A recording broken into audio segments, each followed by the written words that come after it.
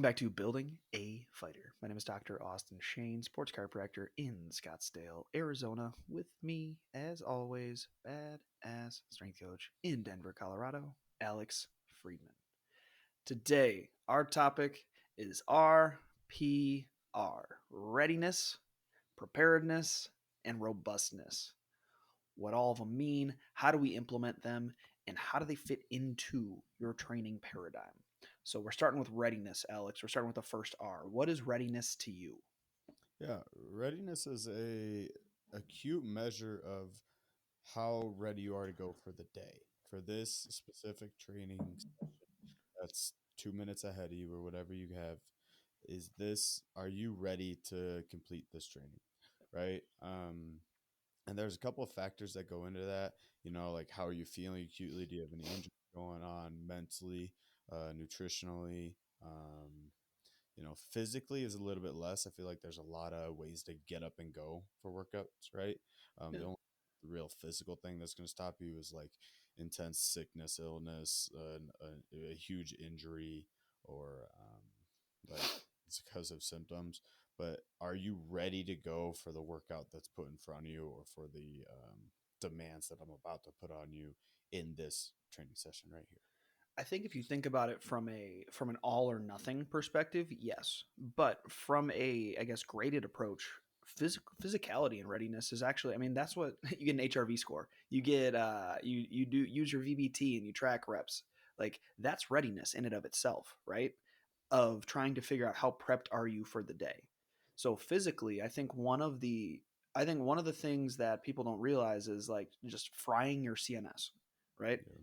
Say you had two extremely intense workouts the day before. So, like, you had a 9 out of 10 in the morning, maybe you sparred, and then your dumbass decided to do a 15-mile trail run at night. Mhm.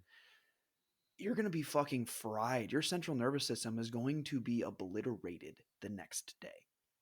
So you aren't going to be as ready to perform as you were the day prior. You are going to be in quote unquote the red.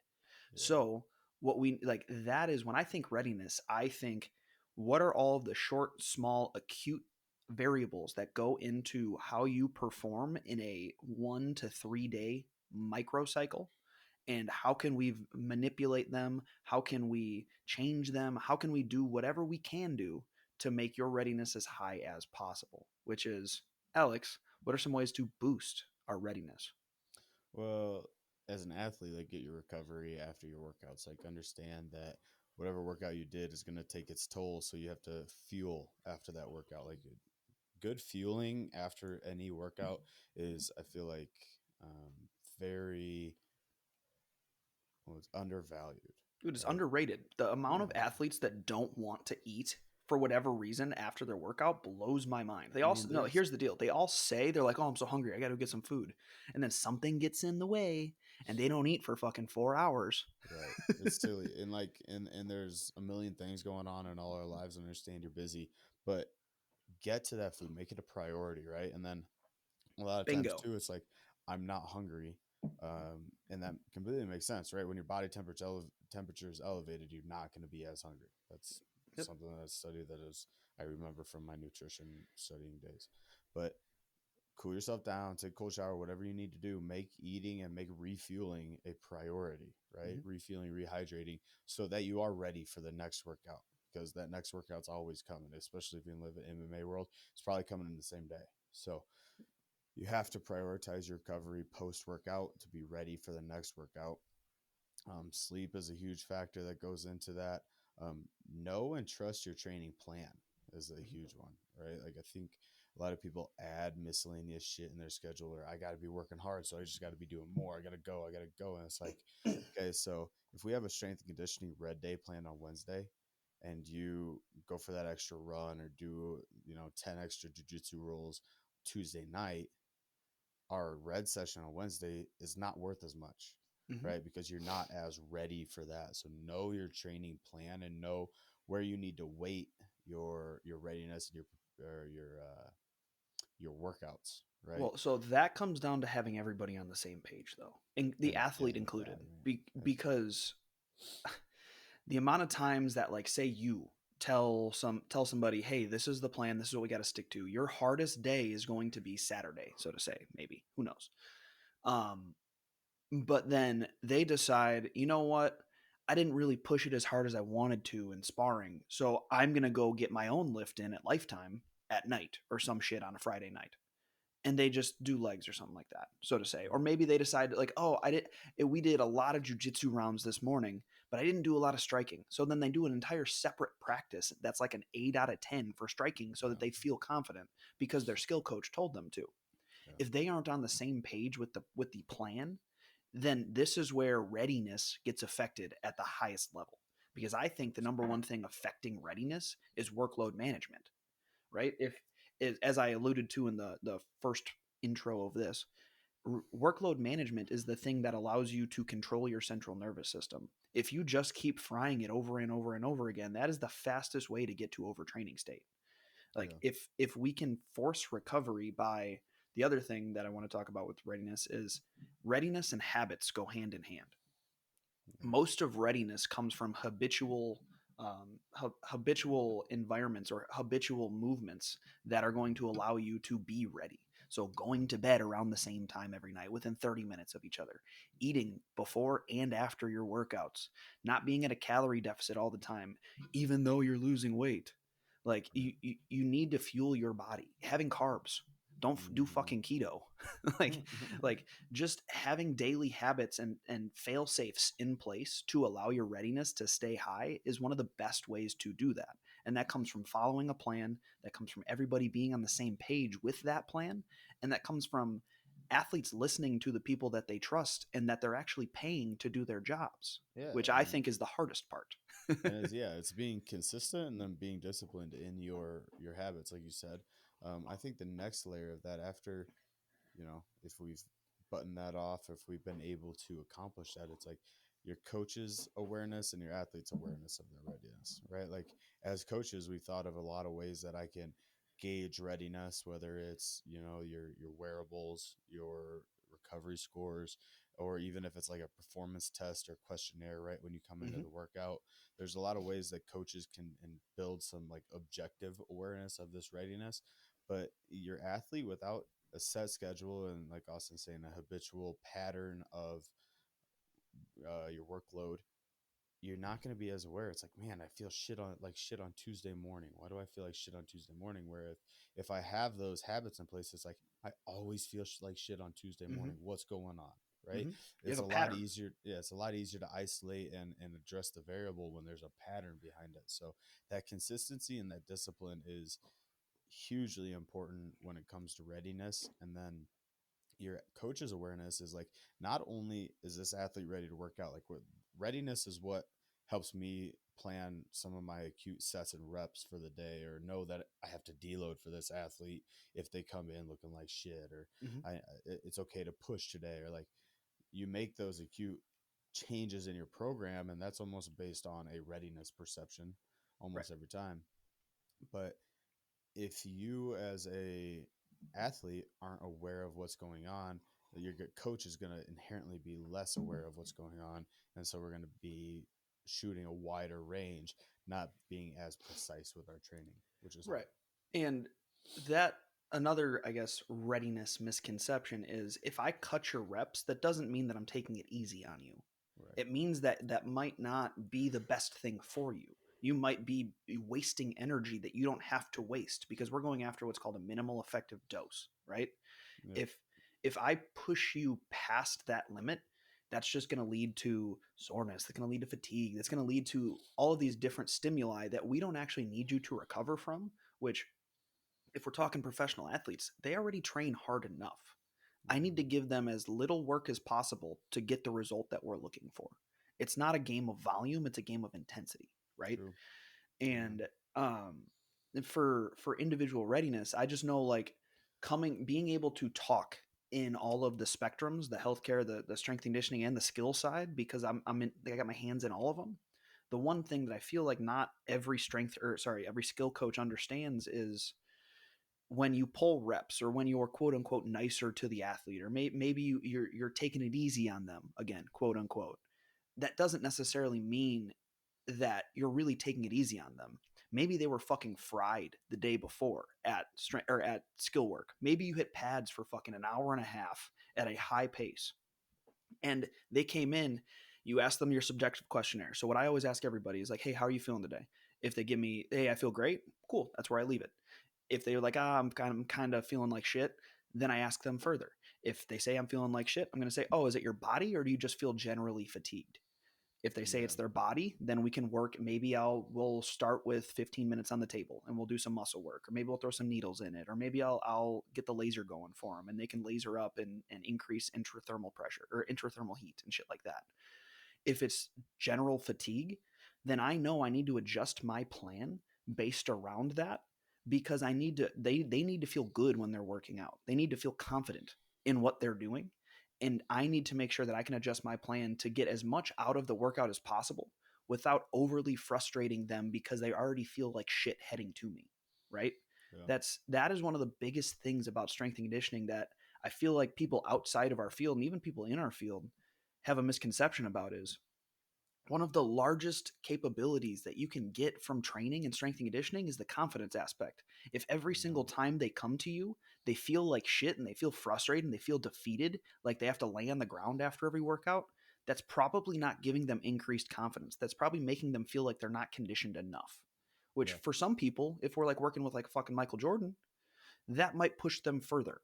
But for the 99%, that's probably going to make them feel more defeated than stimulated. And that's a problem. Right. And yeah, and in that kind of vein of things, as far as mentally being prepared, way back in the day when Bo was on the podcast, that's one of the first things he said, like in talking about sports psychology and dietetics affecting our strength and conditioning or our tactical sessions. It's Mm-hmm. like if you're not in a good headspace mentally to do the work, or you don't have the fuel in your body to do the work, then strength and conditioning, that session is kind of out the door, Yep. right? So we need to, again, just polish those things up. A lot of those things, again, can be addressed through habits, but they can also be addressed with other performance staff, support personnel, right? Yeah. That can let you know you have to eat carbs before your high intensity sessions, so that you can be confident in your training and know that you're on the right path. Um, so yeah, when I think of readiness, I guess that covers pretty much the whole gambit. That was a lot more into readiness than I thought we were gonna get into. But Well, before we leave, what are the ways that you track readiness for the people at home, even if you're not working with pro athletes? How do they do it for themselves? Right? We kind of touched on it, but how do yeah, you actually do it? it's that subjective like check in, right? Like how you doing? Have a conversation with them, get to know where they're at, and then know your athlete what they need, right? I've had two really good examples when I come into the workout. Like one athlete told me, "Man, I feel like shit. I can't get going." This is an athlete that like busted every day, right? Yeah. This is completely out of character. Okay, you feel like shit. What's going on? What happened? You had a long weekend, blah blah blah. Okay, so yeah, we need to modify. We need to cut some of the volume today. We'll get in our vegetables and what we definitely need, but we're not going to do a whole lot of the extra, right? Versus I have another athlete who's kind of sporadic and all over the place. I ask you how you're doing. I'm fucking pissed off. Somebody stole money from my checking account. I got hacked. I have to blah blah blah. And then it's like, all right, like he's pretty mad, head down, rage mode. It's like we need to work hard. We need to Yeah. get this shit Yeah. out of them, right? Work the So it's like rage out, bruh. exactly. So know your athlete on that subjective scale, but interpret it how you must. Obviously the wearables, right? Like tracking heart rate. Which wearable do you recommend? And what should they look at? Well, I mean, the two that I have a lot of experience with are just a polar heart rate strap, and then the First Beat application that we've used with a couple of athletes. But you Dude, get first a beat's dope, by the way. I First gotta Beat's I really gotta cool. follow that up with Alex real quick. That's the best athlete management software I've been exposed to. They've done a very good fucking job. It's worth the investment if you're a coach. All right, Yeah. back to you. Unfortunately, both first rate and like polar heart rate strap, or a lot of people have their heart rate on their watches now. That information isn't super useful until you have consistent normative data, Yep. right? So like, Your first couple months isn't worth it, but right. once you get that, it's great. So what I'm looking at with that stuff when my athletes come in is like, if we have a resting heart rate or that information is like readily available, like let's check that. Okay, your resting heart rate is usually at like let's say 58. Today we're at 85. You're fucking stressed out. What's going on, right? Or physically you're stressed out. And it blows my mind too how good athletes are at putting up walls in their head, right? Like athletes will be physically fried. Like they will have crushed themselves in a morning workout. They come to me like a 4 hour morning session. They come to me for strength. I'm ready to go, coach. I'm ready to work. What's going on? And then like you get into your first exercise, it's like you are not ready to go. Like You're like, what the fuck are you doing? you barely got your warm up. Wait, what is happening? It's like some athletes are incredibly good at putting up those mental walls and like just putting their body through the ringer. That's where you, as the coach, obviously have to be kind of the sounding board or the brakes. So check those wearables, get the subjective read and measurement. Communication with the head coach is huge for me. One of my questions that I always ask athletes is like, hey, how's practice this week? How's practice today? Yeah. Talk to the coach. What's going on at practice? What are we doing? And like at, at the gym that I'm at, some weeks just seemingly random. I'm sure it's not random, but to me, seemingly randomly, we have grind weeks. Yeah. And it's like, today's Red fucking flag day. right. It's fucking, oh, it's a grind week. Okay. Let's fucking Yeah, so you're step back dropping your on the so strength and then bench. you got to drop your volume on Right. everything you're doing. Right. Yep. Which, to your point earlier, what you said too, I think people should understand that volume is the killer, Yep. right? You can train intensities or into an intensity pretty hard. Like if we're going for power, like you can do a decent amount of jumps, right? Yep. In intensity, your quality will go down sooner. In volume, your fatigue and soreness and like readiness will go down sooner. Your output's still going to be there, right? Mm-hmm. So volume is kind of the silent assassin of a lot of workouts. And I think we should understand that as we get into like, I'm pulling reps, I'm pulling this. It's not because we can't go after the quality. It's because you're so beat up that the more volume I add, the worse outputs we're going to get. And we're not training for worse outputs. We're training for better outputs. Right. And that's the one thing that I feel like most people not in our field, they're like, "Oh, I can do this at a low pace forever." Like it's not as Yeah. taxing to do 20 reps of body weight as it is to do 3 reps of a trap bar jump shrug. But that is a complete misconception.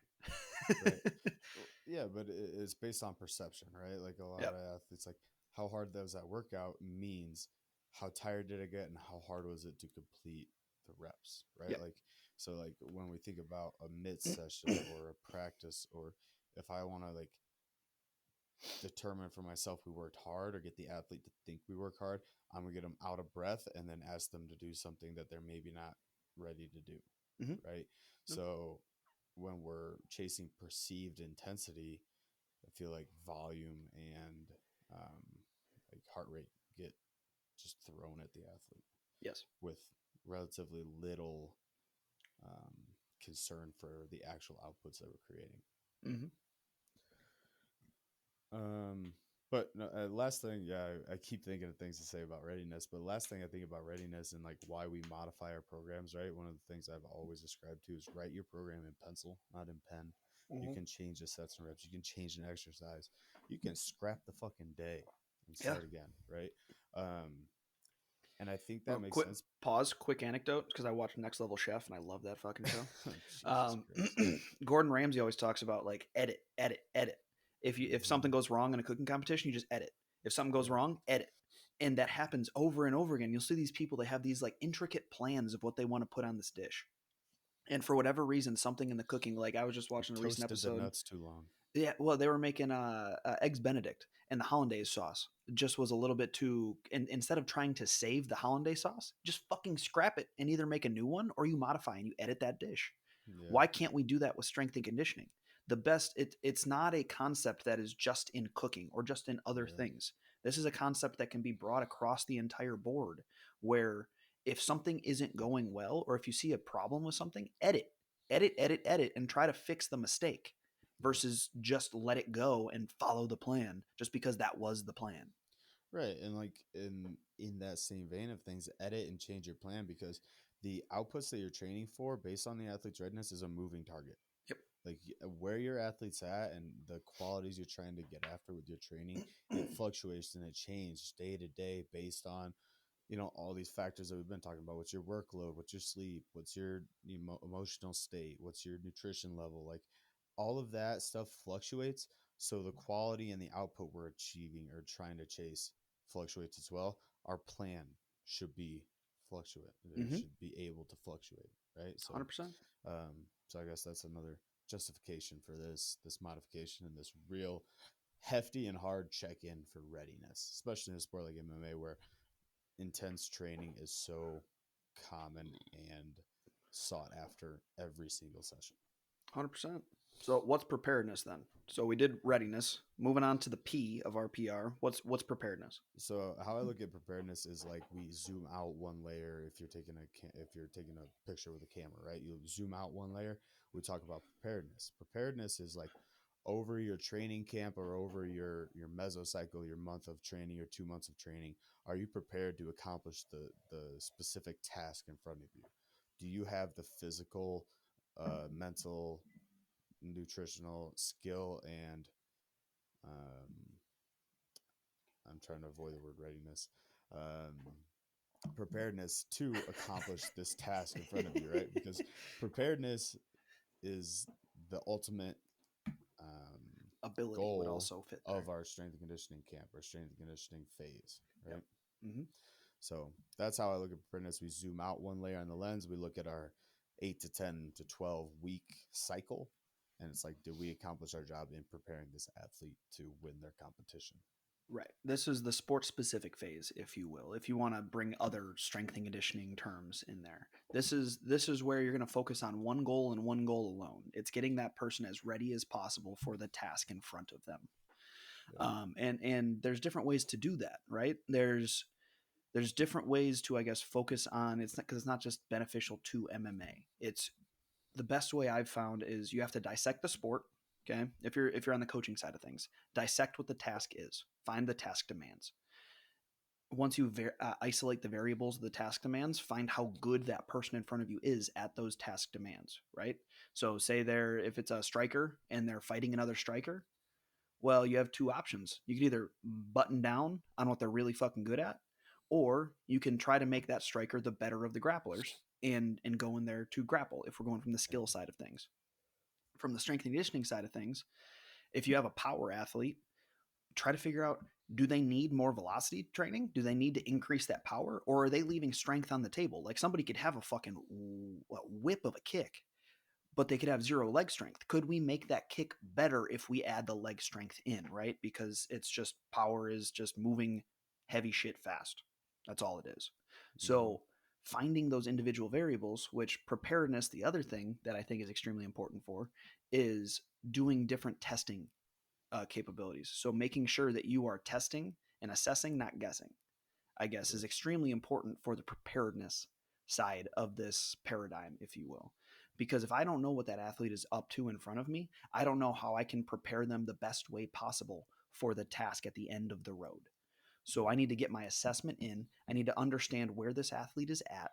And for us, we have our building a fighter assessment that we run athletes through. Other people have their own assessments, but I'm going to run through my mobility deficit or my mobility assessment tests. I'm going to run through my performance assessment tests, and I'm going to have a clear picture of, does this athlete need to get more powerful? Does this athlete need to get stronger? Does this athlete need more aerobic endurance? And that in my 8 to 10 week camp phase, that's what I can try to push moving forward. And I feel Yeah. like, before you jump in, I feel like people think that testing needs to have fucking fancy equipment and you need to do everything. You don't. You really don't. You can do this on your own. Say you're at home and you're in Kansas and you're working out at like an EOS or like a not a Lifetime, like a Planet Fitness. You can still do assessments on yourself at like a Planet Fitness. You're doing a Yep. 3 rep max on a deadlift, right? Boom, that's a really good strength analysis. It doesn't have to be an isometric mid thigh pull of with force plates underneath your feet, right? If you want to track upper body power, you can do a med ball throw and just lay out a fucking like one of those like Tape measuring measures. measuring tapes, like from like a baseball, Like what's those? No, what is it? You know what I'm talking about? The crank ones that you measure out the pitcher's mound for a baseball game. So-called measuring tape. Oh shit! I thought there was a different name. Um, Can fuck. tell how handy Austin is, people. But you can use one of those. You just lay it out there and you just throw the ball wherever it drops. Good. That's a really good, as long as that's what you're using for your upper body power assessment. That's a really good metric to have, right? It doesn't need to be a landmine throw with a VBT device attached to it. Right. Assessing doesn't have to be high cost. While it does benefit you in the really small percentage points to have the fancy equipment and everything, it's not necessary to make sure that you're getting a good assessment in to figure out how to be as prepared as possible. Dude, anytime you repeat an exercise or repeat an effort, you're hitting an assessment, right? Like, um, recently I've been doing a lot of aerobic training. I did some like aerobic thresholds, and I'm just doing a 5 minute interval on this like airdyne elliptical thing that we have at the gym, right? And it's like, it counts how much distance you cover, right? It's like, Yeah. all right, last week in my 5 minutes, I got 3 kilometers, right? Yeah.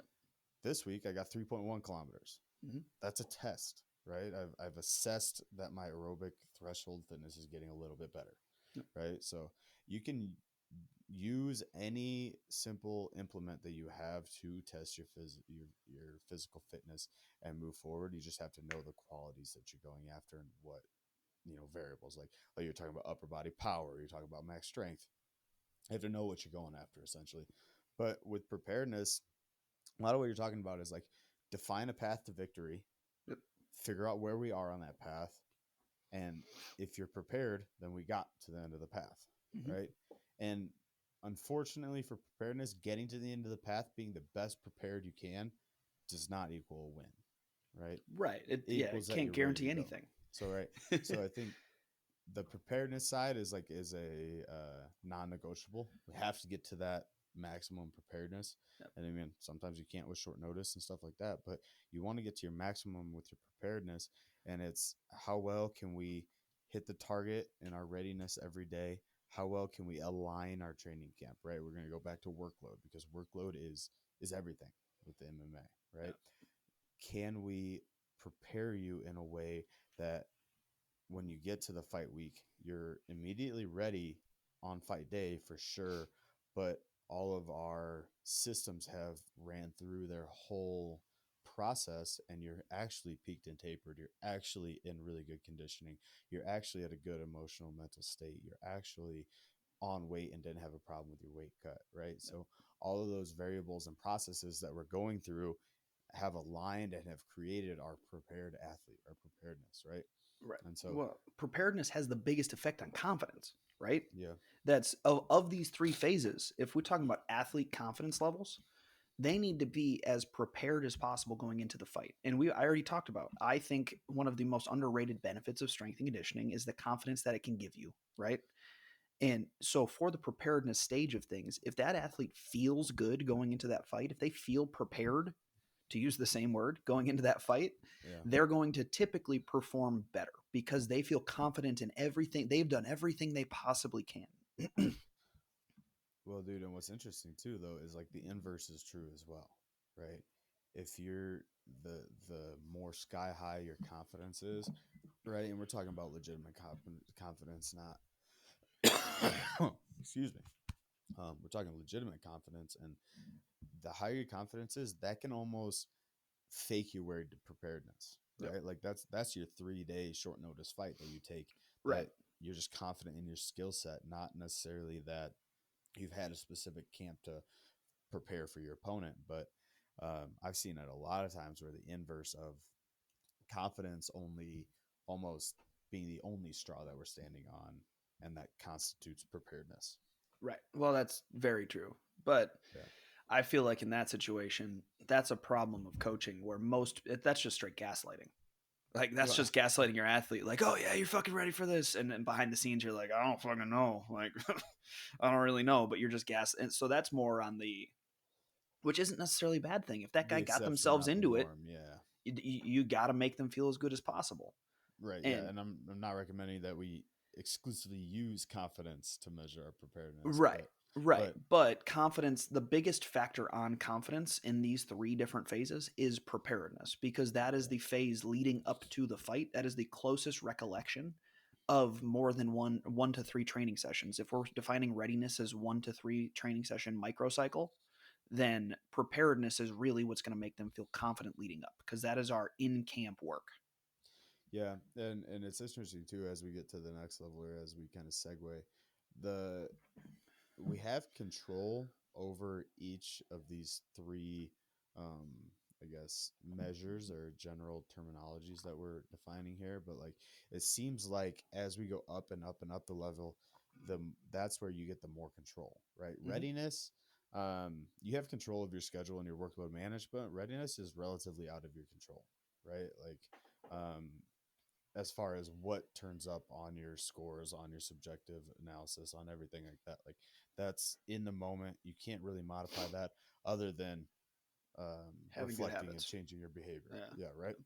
Preparedness, you have more control over because it's Mm-hmm. over a longer period of time. We can really plan and change and augment our behavior to allow for more preparedness. And then our third one, you have the most control over, which is even more into the daily habit side of thing, the robustness of your Yep. life, right? Robustness to me is the generality of, are you prepared for any challenge that's getting put in front of you, Yep. right? Like, can you handle those challenges? And not that you should be able to handle any challenge, right? Like, I don't want my UFC heavyweight that knocks people out, I don't want them to think, oh, I need to be robust, I should be able to run a marathon tomorrow. Like, that's Yeah. it's not necessarily it. Like, yes, that would be more robust, but robustness is not always the goal, but sometimes it is, right? Like, Yeah. so when should we prioritize robustness, I guess, Austin? Well, it's anytime we're not in camp, I think we should prioritize robustness. And like you said, I don't want my heavyweight to go run marathons, right? That is not the extent with which I need that. But I want to make that person as physically robust as possible to lift those floors up as high as possible. If I see a chink in the armor, the robustness phase is where I try to fix that chink in the armor, because I have a lot more time to do that, right? Yeah. um, it all comes down to time, because typically robustness takes a lot of time to develop, right? Right. Which is another aspect that I don't feel like we've covered a whole bunch of. Readiness, it can be fixed in the short term, but it also becomes a problem in the short term. Preparedness, it can be fixed over 8 weeks, but it could be a problem over 8 weeks, right? Like you get 8 weeks Yeah. to try to make a change. Robustness, we're trying to change things that take months to change, Yeah. right? That's Like, true. say we're trying to increase our aerobic capacity. That is going to take months to try Yeah. to make a measurable change Like, on. general strength could go in that same vein. Exactly. So this is where it comes down to, a lot of people don't want to stick to the plan because it gets boring, Yep. unfortunately. But robustness, I think, is the most important part of a MMA or combat athlete's training from a strength and conditioning side. Yep. And people would argue with me. They think the in camp is where it matters the most, yada yada. I don't really give a shit. Like, you can have your opinions, I'll have mine. Hmm. I think ours is working. But robustness, because, and the reason being, MMA fighters, combat strength or combat training is so different than other Yeah. sports. You see so many different variables and mixed bags of training implementations. Exactly.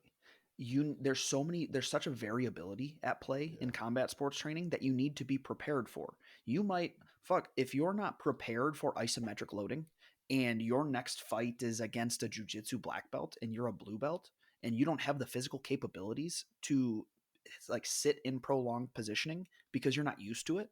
That's a fucking problem. You're probably going to get marked, right? Yeah. You need to be ready for anything at your disposal. And like, we've talked in the past, like the Mario Kart principle. I need to train you to be Mario. I don't need, when you're not in camp, I'm not going to make you Donkey Kong. I'm not going to make you Waluigi, even though he's the best character. Like, I'm going to make you Mario. And that's because I need you to be ready for fucking anything. Because if somebody throws a banana at you, you got to be ready to adapt. Somebody throws a fucking star, they're running behind you, you got to be able to move quick. Like, you Yeah. you have to be ready for anything that anybody can come at you with, because in the world of combat sports, you don't know who's going to be in front of you next. Yeah. Unless you're booked out a year ahead, like an Eljo and Henry situation, like you don't know, or like a Sean O'Malley waiting, he knows who he's going to fight. He's going to fight one of those two. Yeah. You don't know what's coming at you next. So you need to be as prepared as possible. It just so happens that that's the most boring part of training. And that's the part of training that most combat athletes don't want to fucking do, because when they're in the off season, they want to party, they want to hang out, they want to relax. But in reality, that's where you make the most gains. That's where the champions thrive. Right. And like when you think about robustness, it's like I just think about like tough people, just tough Mm-hmm. people in general that are ready to handle anything, right? Yeah, exactly what you said. Like I mixed know. martial I arts did will it so well that there's nothing else to say. exactly will throw so much at you. I think robustness actually contributes to actually a space in you, one of your spaces, Austin, like injury resilience the most, 1000%. Yep. right? Like if I'm ready to handle a random, 5K that my coach throws at me, I'm going to be able to do that if I'm robust. I'm not Mm-hmm. going to be able to do that if it's random and I haven't been prepared for it. Like personally, one example that I experienced this week after training, I wanted to do some more aerobic, right? Just general low threshold aerobic work. And it was nice out. It was sunny for first time in the spring for a while. And I was like, okay, I'll go for a run, right? I'm going to go for a run outside. Dude, I lasted Your 20 shins minutes hurt so bad, and then probably. my knees hurt so bad that when I got home, I could barely walk up the stairs. So Yeah. I was disappointed in myself because I failed my own robustness test, Yep. right? And so there's a lot that goes into that, but it's also interesting. Like I failed all three of those capacities, right? Like if you're not robust to something, you definitely haven't been prepared for it. You haven't been training for it. And then you're not ready to perform at it either, right? Mm-hmm. So again, 20 minutes into the run, I had to tap out. Let's say the demand was run a 5K, right? I probably covered what, 2 miles, 2.5 miles, whatever. Yep. I didn't cover my 3.1. I wasn't ready for the task in front of me. I hadn't been preparing for it, right? Like that's almost the important part is I haven't been preparing for it, and I wasn't robust to it, right? Because I haven't been running or I haven't been training myself to handle the capacities of running. So when we're talking about robustness, it's yes, attacking your weaknesses, but I want you to be generally prepared for any variable thrown at you, Right. right?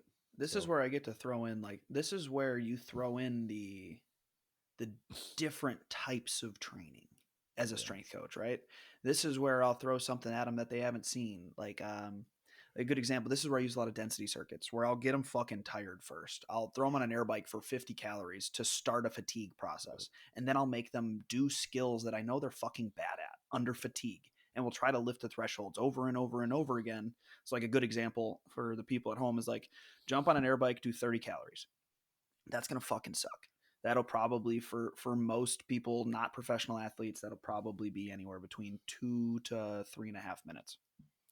After that, you're going to go and you're going to do farmers. So let's go suitcase carries with like a 35-pound dumbbell or kettlebell. The number one goal with that is to not let your hip shift. So you're keeping a strong trunk and core. So you're not actually dipping away from the kettlebell. You're actually staying stable through. That is a trunk demand under fatigue, because we know that bracing and breathing are on an inverse spectrum. So if you have to breathe harder from the air bike calories, now you have to try to stabilize while you're breathing harder. So you're going to start with 20 yards. The next week, you're going to do 30 yards. The next week, you're going to do 40 yards. Next week, you're going to do 50 yards. You're going to incrementally get better and better and better. Try to lift that threshold up under fatigue. And you're going to do that for 2 to 3 sets. That's how we actually start to build that robustness. You have to, this is where we get to combine different variables at play and try to make you competent under multiple levels of fatigue or multiple levels of programming. Okay. Because it's not just a univariable program. Life is multivariable. MMA is multivariable. Jiu-jitsu is multivariable. So you need to be as robust as possible under multivariable equations, which is all this is. It's just adding and in layering of strength and conditioning. you're a nerd. Like fucking suitcase carry with my breathing and bracing. Fuck, dude. If you want to be robust, just go do hard shit. You can. You can. But it's easier when you have a plan. No, I agree. I'm just bullshitting, obviously. But You could but also honestly, go fucking hike a mountain. That is great exactly, robustness. exactly, exactly. And Or then do the same mountain the next week and try to beat your time. Yeah, so that's what I'm saying. Like with robustness, it's anything and any challenge that's kind of put in front of you, and you want to be prepared for that. Now, to your point, it's not just sporadic. Do this, do that, blah blah, blah, right? It's like we want to train for some certain qualities that we're going to see more typically, right? When I have a lot of people off camp, we're working on robustness for mixed martial arts. We're talking like some work capacity, like you're saying, some density circuits. We're talking some general strength because very few people are actually strong enough or actually strong enough to express their genetic potential.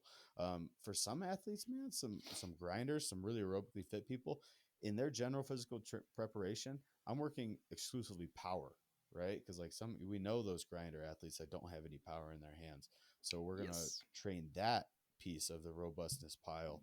um, and I know, Austin, you're going to hate me for this, but you know what the absolute best example of robustness is in kind of pop culture today and in the last 10 years? I don't know. Are you about to say power cleans? I'm about to say CrossFit. Yeah. No, 100%. I CrossFit, don't yeah. dislike well programmed CrossFit. I'd like to get that out there. I dislike 90-year-olds doing snatches. Right. I had an interesting conversation about CrossFit a few days ago, but somebody asked me like, "What's my opinion on CrossFit?" And I'm like past that whole phase of like CrossFit stupid, blah blah blah. Like, if you look at CrossFit competitions and WODs and whatever in the context of strength and conditionings, obviously the two values don't fit. Right? Hmm. CrossFit is trying to accomplish something that's hard or put a challenge in front of you that you perform for a time or for an output or whatever. Strength and conditioning, we're training for preparedness and robustness over the long term. Right? Hmm. So there's a little more plan to that. I think with CrossFit, you have to look at it as a sport, right? Like if I'm doing CrossFit, you are going to train at CrossFit. You're not training physical fitness, you're not doing strength conditioning, you're not working out, you're doing a CrossFit session, Hmm. right? So you have to look at it as like technical, tactical sport demands. But what they do really well is challenge the athletes from a robustness sense, right? In the CrossFit games, like you might be doing a 1 mile swim and then a hour later maxing out your clean, Hmm. right? So it's like you have to be the most robust to the most intense demands of anything. And that's why you see some of the fittest people on earth because they're robust to anything and everything that you're doing. Do our fighters have to get to that level of robustness? No. Right. Should they be a little more skewed towards that level of robustness than super specific and specialists? I would argue yes.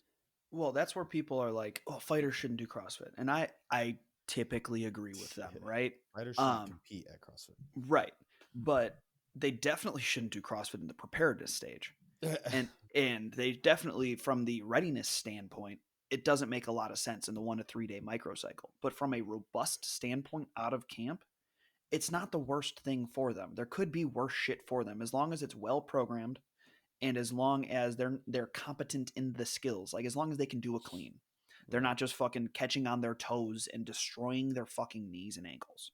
As long as they can do a snatch and not just overexerting through the lumbar, the TL junction, that thoracolumbar spine, and just dipping into extension to catch because they have a lack of shoulder and thoracic spine mobility. Dude, what are you Like, talking about? Thoracic spine mobility? You're nerding out again. good. People love it. People love the nerdiness. I don't have Uh, any thoracic extension, so I don't know what you're talking about. Yeah, and you suck at fucking snatches. So there we go. Yeah, I do suck at snatches. You're You're great absolutely at power cleans, and I'm the opposite. I have all thoracic spine extension. I suck at power cleans. right. The best lift I do is a snatch. Out of all the lifts. so Yeah, so it's one of those things that they have to have the competency to do the movements.